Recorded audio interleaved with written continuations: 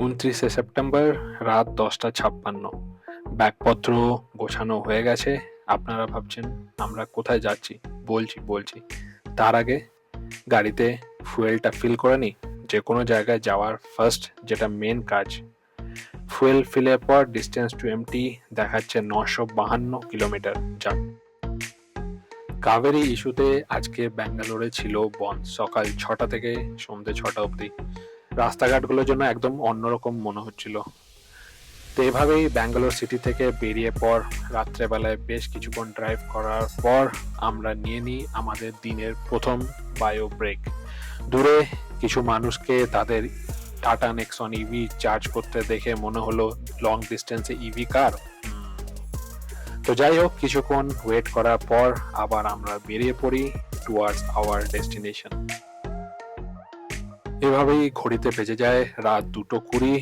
Distance এখনো অনেকটাই।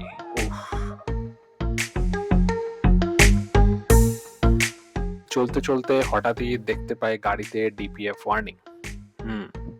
ওয়াইফকে বলি দেখো খুলে ম্যানুয়ালে কি লেখা আছে। তো যাই হোক, 5th গিয়ারে 60 কিলোমিটারের ওপরে স্পিড মেনটেন করে অলমোস্ট 10-15 মিনিট গাড়ি চালাবার পর ডিপিএফ ওয়ার্নিংটা যাই হোক সরে যায়। ঘড়ির কাঁটা 4টে ছুঁই। চোখ টানছিল। সামনে চায়ের দোকান দেখতে পেয়ে দাঁড়িয়ে পড়ি, নিয়ে নিই 1 কাপ চা, যেটা ছিল খুবই দরকার তখন চোখ খোলার জন্য। তো hello and good morning. Finally সকাল হয়ে গেছে। এখন বাজছে সকাল 7:05। আমরা অলমোস্ট 2 ঘন্টার মতন শুয়ে নিয়েছিলাম কিছুক্ষণ আগে। একটা পেট্রোল বাঙ্ক ছিল পেছনে। Now we started again. আমরা অলমোস্ট হাফে চলে এসেছি। এখনও 6 ঘন্টার মতো জার্নি বাকি আছে। পৌঁছানোর টাইম দেখাচ্ছে 1:20 দুপুরবেলায়। তো আমরা কোথায় যাচ্ছি রাইট, সেটা বোধহয় এখনও বলা হয়নি। তো আমরা যাচ্ছি গোয়া। বৃষ্টির যথারীতি সম্ভাবনা আছে, 99% রেন যদিও দেখাচ্ছে গোয়াতে। দ্যাটস ফাইন, দেখা যাবে কি হচ্ছে না হচ্ছে, বাট আপাতত লেটস এনজয় দ্য জার্নি।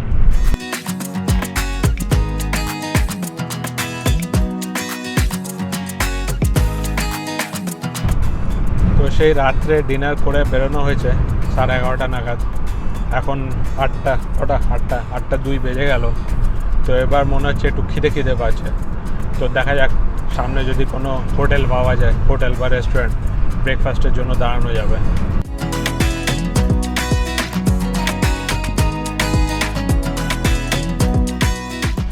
তো আমরা এই জাস্ট হুবলি সিটি ক্রস করছি। This is the Hubli city toll. এরপর থেকে রাস্তাটা অ্যাকচুয়ালি সিঙ্গেল লেন হয়ে যাবে, দ্যাট ইজ ওয়ান থিং। এই পুরো রাস্তাটাতেই লেন ওয়াইডনিংয়ের কাজ চলছে। সিঙ্গেল লেন থেকে I think single lane in the sense 2 lane থেকে আই বিলিভ 4 লেন বা 6 লেন করার কাজ চলছে। But it is going to take time. যেভাবে প্রোগ্রেস হচ্ছে অ্যাটলিস্ট বোধহয় আরও কয়েক বছর তো লাগবেই। তো আমরা ওই যে দূরে রাস্তাটা দেখছেন, হুবলি ধারওয়াড় রোড, ওইটা থেকে বাঁ দিকে কেটে গেলাম। পানাজি 165 কিলোমিটার। ডান দিকে চলে গেলে ধারওয়াড়, আমরা ঘুরে যাব বাঁ দিকে। আর এই সোজা যে রাস্তাটা চলে যাচ্ছে that is going two Pune, Mumbai. তো আমরা এখনও স্টেট হাইওয়ে 67-এই আছি। এটা সেম রুট যেটা আপনাদেরকে আগে দেখালাম। হুবলি ধারওয়াড় যে রোড ছিল ওখান থেকে লেফটে কেটে পড়ছে রোডটা।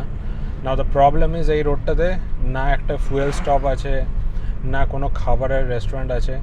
1-2 যেগুলো আছে সেগুলো এখনও খোলেনি। 10টা যদিও বেজে গেছে, তবুও অলমোস্ট লাইক ওরা এখন ঝাঁট পরিষ্কার করছে।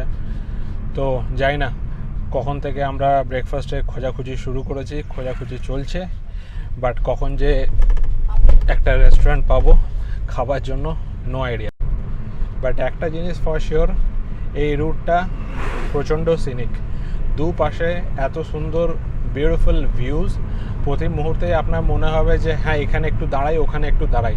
তারপর চাষবাস হচ্ছে, আখের গাছ, ভুট্টার গাছ, ধান গাছ, আর বৃষ্টির মধ্যে এত সবুজ গ্রিনারি, মারাত্মক সুন্দর লাগছে। আমি প্রতি মুহূর্তে ভাবছি যে এখানে দাঁড়িয়ে একটু drone ওড়াই।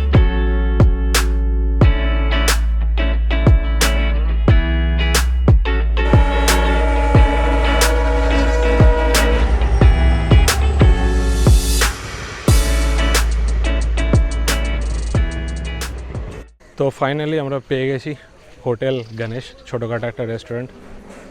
Idli, dosa, bread omelette, দেখা যাক কী আছে।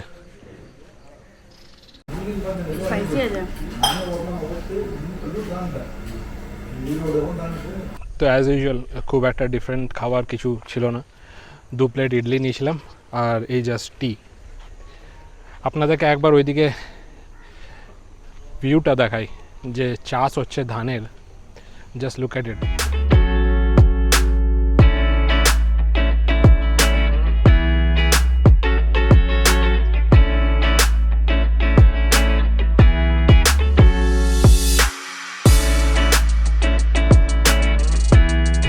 তো ফাইনালি আমরা গোয়া এন্টার করে গেছি।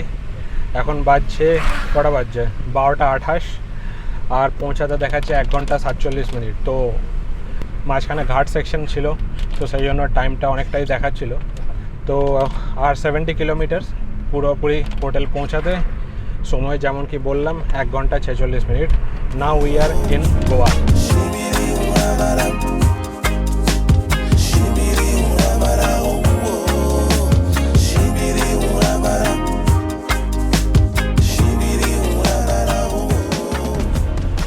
সামনে খুব সুন্দর একটা সাদা চার্চ।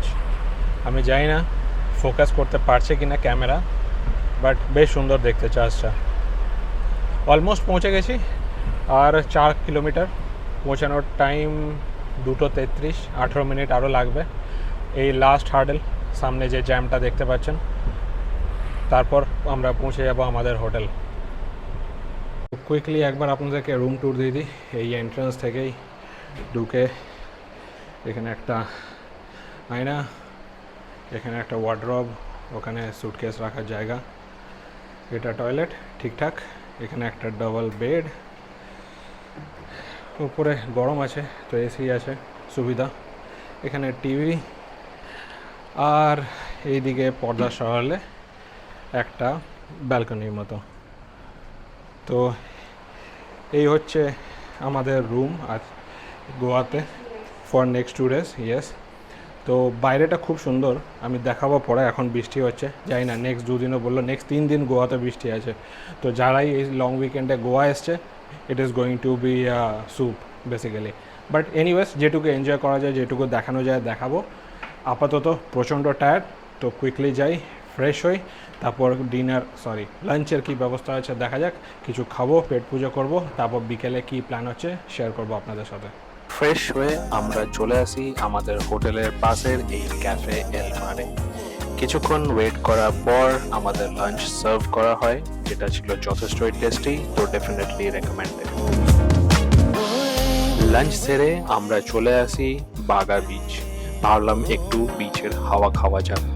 সেদিন ওয়েদার যেমন দেখছেন ছিল যথেষ্টই খারাপ, তো কালো মেঘ আর সাথে চলে আসে জোরে বৃষ্টি। আমাদেরকে আশ্রয় নিতে হয় পাশেরই একটা বিচ ক্যাফেতে। আর কি ওয়েট করি আমরা বৃষ্টি থামার, তারপর বৃষ্টি থামলে ফিরে আসি আমরা আমাদের রিসর্ট অ্যারিস্টো। শেষ হয় আমাদের day 1 in Goa. We are soon, we are off next.